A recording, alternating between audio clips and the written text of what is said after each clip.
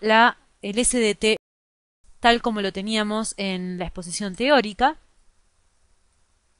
Lo que debemos hacer ahora es crear el primer data provider. Entonces hacemos File, New Object y vamos a elegir el tipo de objeto que va a ser Data Provider. Vamos a cerrar aquí. Bien. Luego nos queda dar nombre al Data Provider y crearlo. Get Bills. Y al presionar el botón Create veremos cómo automáticamente aparece abierto el source del mismo para que empecemos a digitar entonces los valores que lo compondrán. Podríamos empezar entonces a declarar la estructura, bills, etc.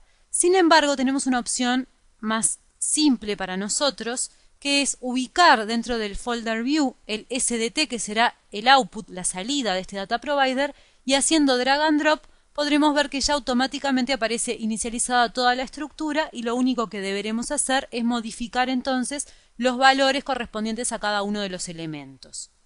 Recordemos que bills tenía exactamente esa estructura de aquí.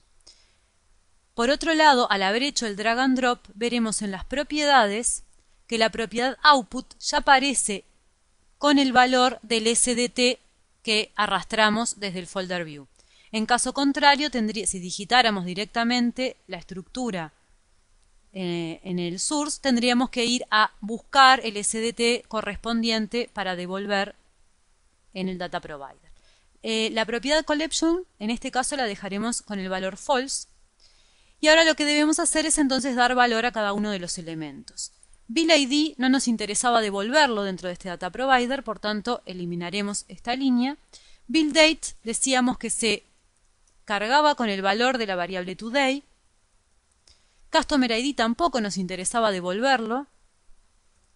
Customer name se iba a calcular de acuerdo al valor del atributo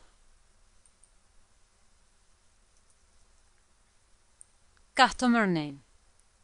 Por otro lado, el elemento invoice, bill invoice period start date se calculaba de acuerdo al valor de una variable start y análogamente este otro de acuerdo al valor de la variable end. Estas variables tendremos que definirlas, botón derecho add variable, y vamos a decir que son de tipo date, ambas,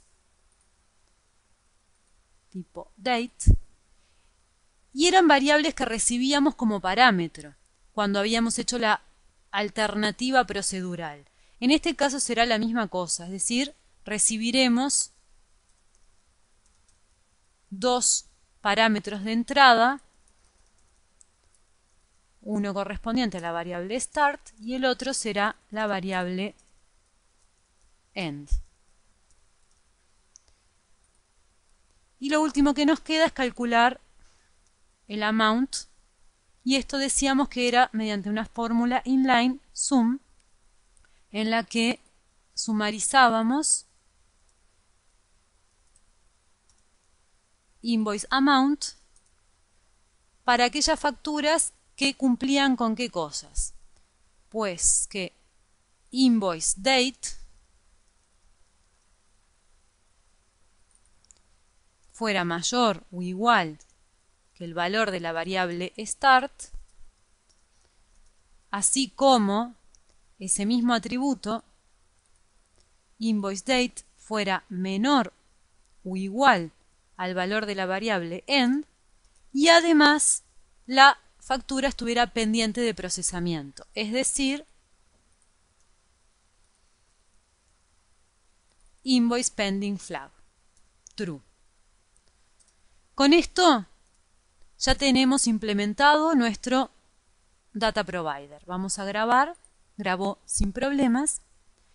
Podríamos querer ver el listado de navegación correspondiente a este data provider y entonces hacemos botón derecho, View Navigation. En particular queremos saber que es realmente cierto esto de que es como si hubiese un for each a nivel del grupo. Y vemos que efectivamente está mostrando que en el listado de navegación que va a recorrer la tabla Customer, ordenada por Customer ID, de principio a fin, haciendo entonces lo que le pedimos. Para cada cliente tiene que calcular el sum de invoice amount y aquí muestra la navegación para calcular ese sum. Bien. Ahora omitimos, no deliberadamente sino por olvido, escribir el using que teníamos en nuestra exposición teórica. Queríamos utilizar los clientes activos. También hago drag and drop para no tener que digitar. Grabamos y también podemos mirar el listado de navegación si así lo deseamos.